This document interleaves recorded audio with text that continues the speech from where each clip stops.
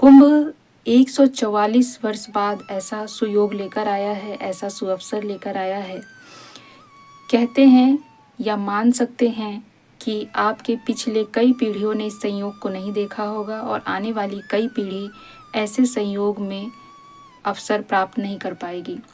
परंतु आप सभी वहाँ जाकर भटक गए हैं। आपका ध्यान केवल किसी अन्य चीज़ों में लग गया है। यह 144 साल बाद जो समय आया है, जो दिव्य वेला आया है, वो इसलिए नहीं आया है कि आप जाकर मोनालिसा की आंखों में डूब जाएं, आप जाके हर्षा जैसे साध्वी के ऊपर प्रश्न चिन्ह उठाने लगे।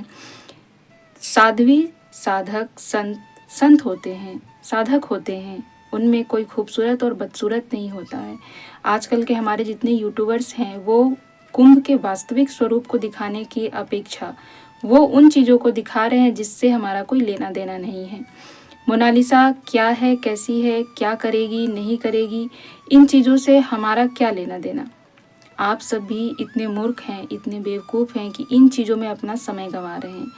आपको अपने सुअवसर को एक संयोग के रूप में बदलना चाहिए, एक अवसर के रूप में बदलना चाहिए कि आपको वहाँ जाने का सौभाग्य मिला है। ज़्यादा से ज़्यादा आपको वहाँ पे भगवान का चिंतन करना चाहिए, भगवान का नाम स्मरण करना चाहिए, नाम जप करना चाहिए, मंत्र जप करना चाहिए, अच्छे अच्छे साधु संतों के समागम में बैठकर उनकी बातें सुननी चाहिए।